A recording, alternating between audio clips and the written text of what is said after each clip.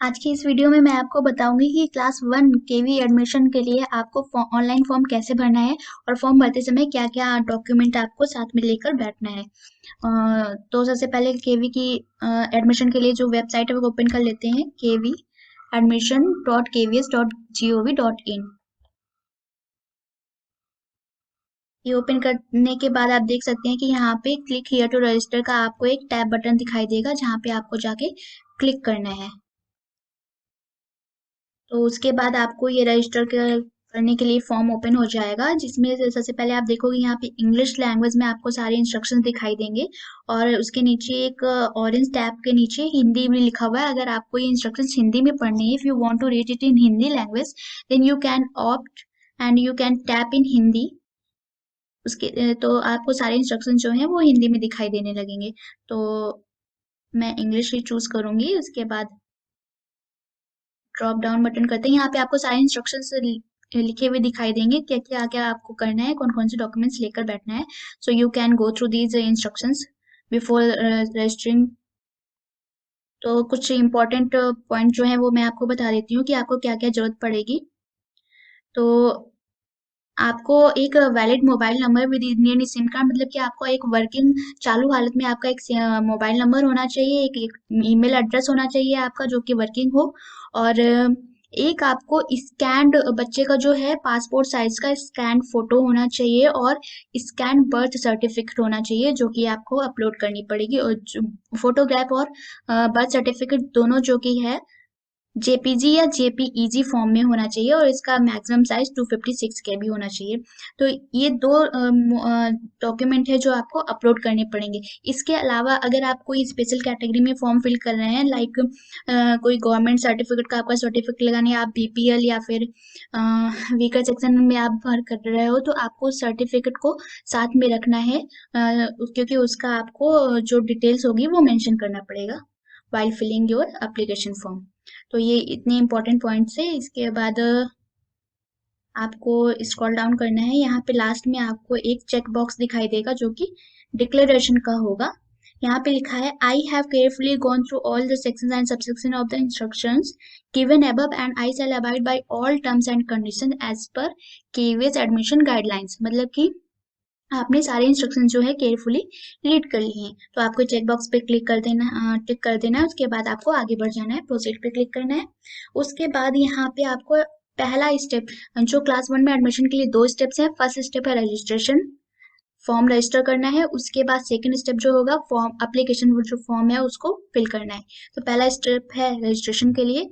तो इसमें क्या है, please fill the information in English only. इसमें सारी जितनी भी इंफॉर्मेशन है आपको इंग्लिश लैंग्वेज में ही फिल करनी है। और यहाँ पे जो नेम वगैरह, जो भी डेट ऑफ बर्थ वगैरह फिल करनी है, वो आपको वैसे ही लिखनी है जैसे कि आपके बच्चे के बर्थ सर्टिफिकेट में आपने मेंशन कर रखा हो, जो लिख रखा हो वही स्पेलिंग वही सब कुछ होना चाहिए, और वही आपको डेट ऑफ बर्थ भी यहाँ पे लिखनी है।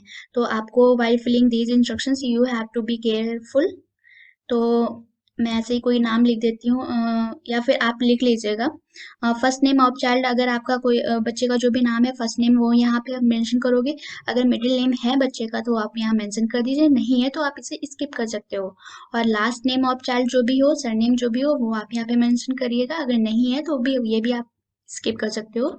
आपको क्या क्या लिखना इम्पोर्टेंट है, क्या क्या मैंडेटरी है, जिस भी रिक्वायरमेंट में यहाँ पे स्टार लगा होगा वो आपको मेंशन करना मैंडेटरी है। तो first name of child, this is the mandatory part, तो आपको यहाँ पे फर्स्ट नेम ऑफ चाइल्ड लिख देना है। इसके बाद नेक्स्ट ऑप्शन है, यदि बच्चा दिव्यांग है, is the child differently abled. अगर बच्चा है दिव्यांग तो आपको यस पे क्लिक कर देना है, नहीं है तो आपको नो कर देना है। इसके बाद क्या करना है, बच्चे की डेट ऑफ बर्थ यहाँ पे लिखनी है। हाँ, तो डेट ऑफ बर्थ लिखते समय आपको एक चीज ध्यान रखनी है कि क्लास फर्स्ट में एडमिशन के लिए केवी गाइडलाइंस के अनुसार बच्चे की मिनिमम जो एज है वो 5 साल होनी चाहिए और मैक्सिमम एज 7 साल होनी चाहिए। तो उसी के अकॉर्डिंग ही आप यहाँ पे फिल करोगे। अगर आप इस दायरे से बाहर या फिर कम हो जाते हो डेट ऑफ बर्थ फिल करने में, डेट एज कम होती है, तो बच्चे यहाँ पे लिख कर आ जाएगा, please enter valid date of birth. तो आपको वैलिड डेट ऑफ बर्थ यहाँ पे फिल कर देनी है। उसके बाद नेक्स्ट ऑप्शन है, is the child seeking admission a child grand child of केंद्रीय विद्यालय संगठन एम्प्लॉई। मतलब कि यहाँ पे है कि जो बच्चा है वो उसके जो फादर हैं या फिर ग्रैंडफादर हैं वो क्या केवी एम्प्लॉय थे किसी तरह से।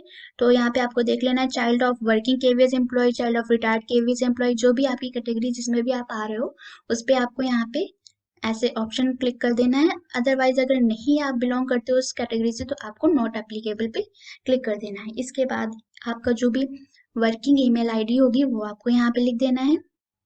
फिर आपको एक वर्किंग जो मोबाइल नंबर है वो यहाँ पे आपको लिखना है।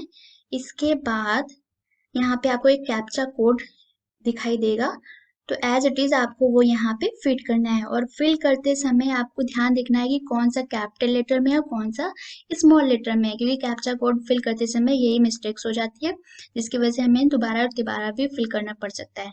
तो ये फिल करते समय आप ध्यान रखिएगा। और उसके बाद ये सारी ऑप्शंस फिल करने के बाद आपको यहाँ पे रजिस्टर का फॉर्म ऑप्शन दिखाई देगा जहाँ पे आपको जाके रजिस्टर कर देना है। अग यहाँ पे इसके आगे एक ऑप्शन और आपको दिखाई देगा जो कि रिसेट का है। अगर आपको इसमें कोई गलती हो गई है तो आप ये रिसेट करके वापस बैक जा सकते हो और उसके बाद ये फिल कर सकते हो। लेकिन अगर एक बार आपने रजिस्टर कर दिया तो उसके बाद आपका चेंजमेंट नहीं हो पाएगा और वो फाइनल हो जाएगा। तो मैंने कि एक बच्चे के नेम से ऑलरेडी फॉर्म फिल कर रखा है, तो आफ्टर रजिस्टरिंग वो कैसा दिखाई देगा मैं आपको दिखाती हूँ। मैंने एक आदि मिश्रा बच्चे के नेम से मैंने एक रजिस्टर किया है। तो रजिस्टर करने के बाद उसमें आपको इस तरह से कुछ फॉर्म खुलकर दिखाई देगा। You have successfully registered in this portal to apply for admission to standard 1 इन Kendriya Vidyalaya for the academic year 2021-22। बच्चे का नेम, बच्चे का लॉगिन कोड एक दिया जाएगा, date of birth, registered mobile number जो भी होगा वो सब यहाँ पे लिख कर आ जाएगा। इसके बाद यहाँ पे नीचे एक आपको प्रिंट का ऑप्शन दिखाई देगा, तो आप यहाँ पे जाके क्लिक करके प्रिंट कर सकते हो। प्रिंट कर लीजिएगा, उसको आप अपने डिवाइस में सेव कर लीजिएगा। तो आपको इसमें इम्पॉर्टेंट चीज है कि लॉगिन कोड जो आपको दिया जाएगा ये आपको कहीं पे किसी डायरी में लिख लेना है। मीन्स ये इम्पॉर्टेंट है, आपको जब सेकंड स्टेप पे आप जाओगे एप्लीकेशन फॉर्म जब फिल करना होगा तो आपको इसका जरूरत पड़ेगी। इसी को लिखने के बाद ही आपका फॉर्म आगे कंटिन्यू हो पाएगा।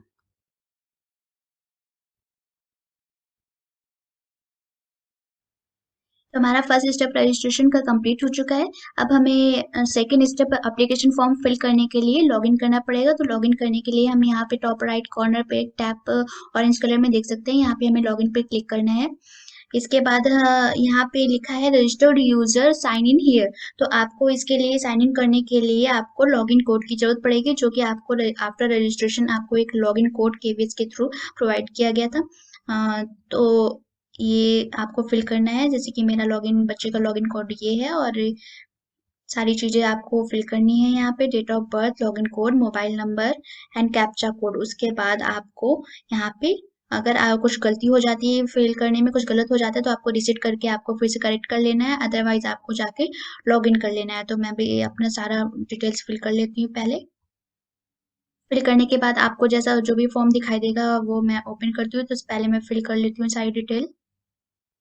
लॉगिन पे क्लिक करने के बाद ये मेरा एप्लीकेशन फॉर्म बच्चे का खुल गया है और ये कुछ इस तरह का दिखाई दे रहा है। तो इसके आप टॉप राइट कॉर्नर पे देखोगे यहाँ पे आप एक ऑप्शन आ रहा है लॉग आउट का, यानी कि अब आप लॉगिन कर चुके हो, अब आप फॉर्म पे आ चुके हो और इसके बाद ये सारी इन्फॉर्मेशन फिल करने के बाद जब आप सबमिट करोगे एप्लीकेशन फॉर्म उसके बाद आपको ये लॉग आउट करना है। तो यहाँ पे देखते हैं कि एप्लीकेशन फॉर्म में हमें क्या क्या करना है। फर्स्ट चीज क्या है, all fields marked with asterisk sign are mandatory. तो जितने भी एस्ट्रिक साइंस वाले हैं वो सारे आपको मैंडेटरी फिल करने हैं। Please fill the information in English only. इसके बाद ये एप्लीकेशन फॉर्म जो है 5 पार्ट्स में है, 5 पार्ट्स में। Basic information, parent details, choice of schools, upload documents and fifth one is declaration and submit.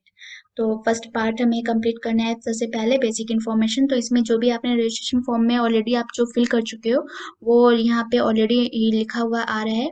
बच्चे का नेम है, मैंने सेकंड नेम नहीं डाला था तो सेकंड नेम नहीं शो कर रहा है।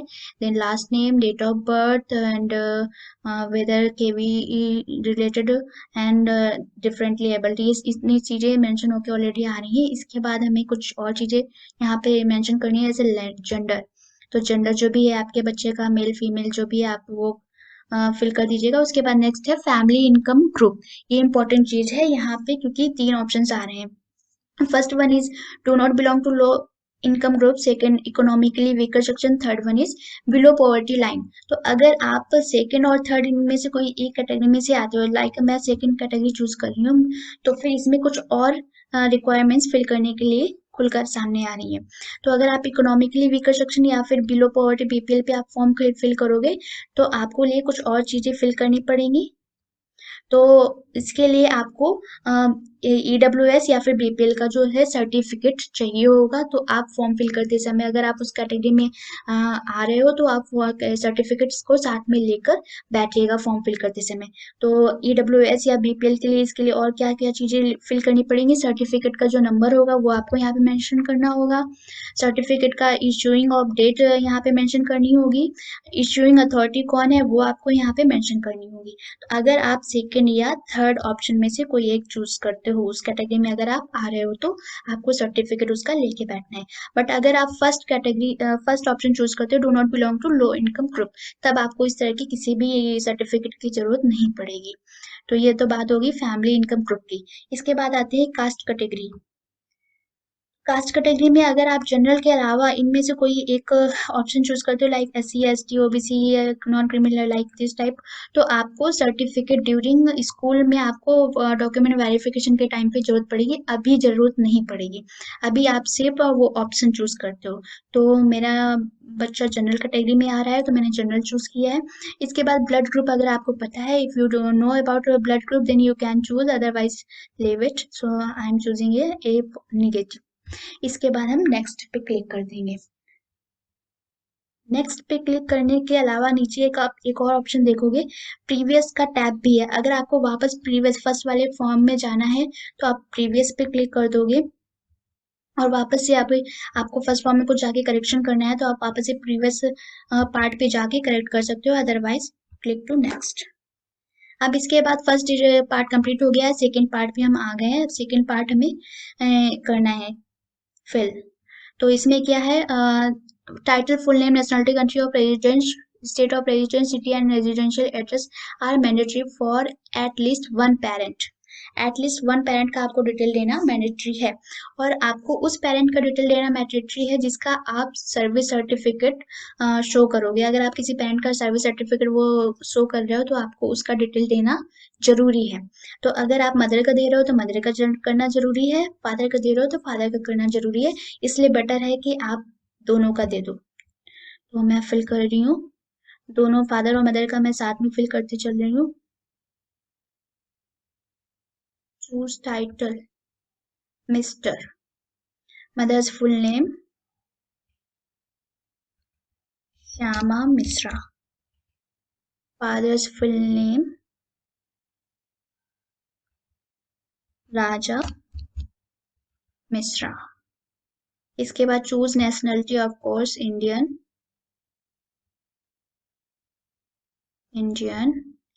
Want to copy, do you want to copy mother से, क्या आपके मदर और फादर का एड्रेस सेम है? तो यस ऑफ कोर्स, अगर सेम है तो यस पे क्लिक करेंगे, अगर सेम नहीं है तो आप नो पे भी क्लिक कर सकते हैं। तो इसके बाद मैंने यस कर दिया है। Then country of residence India. तो फिर आप अगर एक पे फिल करोगे, अगर आपने यस किया है, तो फिर दोनों अपने आप फिल होते जाएंगे क्योंकि सेम ही एड्रेस है। स्टेट ऑफ रेजिडेंस मैंने मैं क्या मैंने उत्तर प्रदेश फिल कर दिया है। उसके बाद city Kanpur, address B40 Hanspuram. इसके बाद पिन कोड 208021। के बाद वॉट एवर आपका जो भी है आप फिल करोगे इस तरह से। इसमें आप देख रहे हो पिन कोड में ये एस्ट्रिक साइन नहीं है, तो आप अगर नहीं भी फिल करते हो तो चलेगा। टेलीफोन नंबर पे अगर आपका है लैंडलाइन नंबर तो आप फिल कर दो, नहीं है तो कोई बात नहीं, क्योंकि एस्ट्रिक साइन नहीं है तो it's not mandatory. Same as for mobile number and email address, तो आप वैसे भी फिल कर ही चुके हो। तो इसके बाद please fill the below information if mother is working, अगर मदर वर्किंग है, if you want to show this occupation you can write it here, otherwise leave it, and also you have to write organisation. इसके बाद मैंने all details fill कर दी हैं, तो मैं next पे क्लिक कर रही हूँ। तो मेरे दो पार्ट कंप्लीट हो चुके हैं, basic information and parent details. Now I am going to fill choice of schools. तो यहाँ पे आपको चॉइस ऑफ स्कूल्स के लिए तीन ऑप्शंस दिए गए हैं, सिलेक्ट विद्यालय 1, 2 एंड 3। तो आपको एटलीस्ट एक विद्यालय तो सिलेक्ट करना ही करना है, और बाकी आप दोनों भी कर सकते हो या तीनों भी कर सकते हो। तो मैं आपको सजेस्ट करूंगी आप तीनों विद्यालय आपके घर के नियर बाई जो भी हैं आप तीनों सेलेक्ट कर दें। तो फर्स्ट क्या है, चूज स्टेट ऑफ स्कूल। तो स्टेट मैंने प्रीवियसली यूपी भरा था, तो उत्तर प्रदेश। विद्यालय का नाम चुने, तो विद्यालय का नेम क्या क्या है मैं फिल कर दूंगी। एक मैं लखनऊ फर्स्ट शिफ्ट में भर देती हूँ। इसके बाद क्या है, school category for admission purpose civil है, प्रायोजक स्पॉन्सरिंग एजेंसी सिविल है, रीजन लखनऊ, लोकेशन अर्बन। और यहाँ पे आप स्कूल लोकेशन मैप अगर आप देखना चाहते हो तो वो भी व्यू मैप पे क्लिक करके आप देख सकते हो। इसके बाद नेक्स्ट ऑप्शन है do you need help in filling service priority category. तो इसमें आपको यस पे क्लिक कर देना है। अगर आप बहुत ही कंफर्म है, आपको पता है कि आपकी सर्विस कैटेगरी क्या है, इस तरह की 5 कैटेगरी आपको दिखाएंगी, अगर आपको पता है तो आप फिल कर सकते हो, अदरवाइज आप यस पे क्लिक करो, वो बेटर ऑप्शन होगा, आप हाँ कर दीजिए।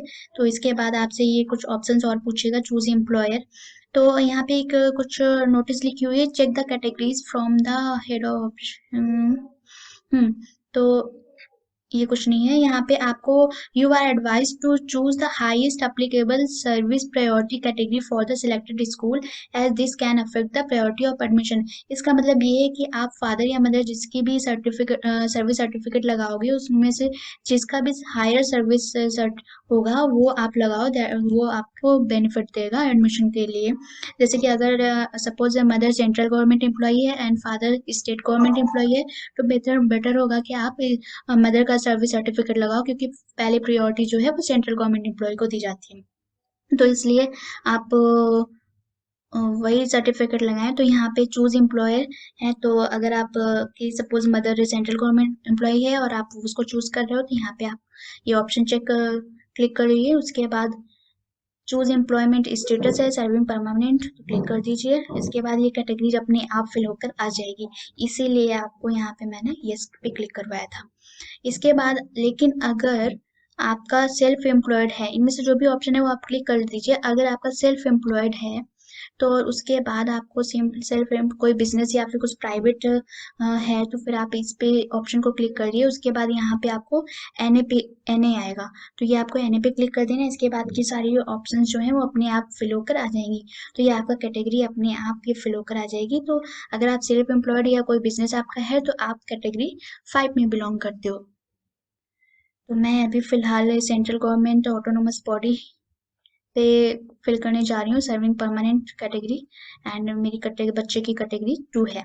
इसके बाद है कि ये है यहाँ पे आपको क्या करना है, यहाँ लास्ट ऑप्शन में आपने आपको वो भरना है कि आपने किसकी सर्विस कैटेगरी का सेलेक्ट किया है, आप किसका यूज किया है। तो मैंने यहाँ पे मदर जो कि मेरी सेंट्रल गवर्नमेंट एम्प्लॉय थी एंड फादर स्टेट गवर्नमेंट है, तो मैंने फर्स्ट प्रायोरिटी क्योंकि सेंट्रल को मिलती है तो इसलिए मैंने मदर का सर्विस सेलेक्ट किया है। तो यहाँ पे मुझे मदर को चूज करना है। इसके बाद क्या है, यदि चयनित माता पिता को पिछले 7 वर्षों में स्थानांतरण हुआ है, तो अगर हुआ है तो यस, अगर नहीं तो नॉट अप्लीकेबल लिख देते हैं। तो अगर हुआ है तो मैंने यस पे क्लिक कर दिया है। तो अगर यस अगर हुआ है तो फिर उसकी डिटेल देनी पड़ेगी, कहाँ पर थे और कहाँ पे पोस्टिंग हुई, उसके बाद किस डेट पे हुई, कितने दिन उस वहाँ पे स्टे किया है, तो ये सारी आपको डिटेल देनी पड़ेगी।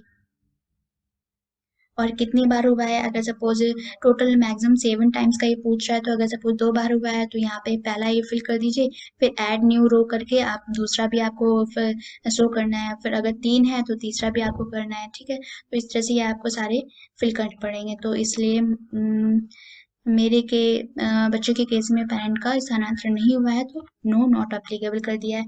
इसके बाद कोई भी ऑप्शन नहीं आ रहा है तो इसके बाद मैं नेक्स्ट पे जाके क्लिक कर देती हूँ।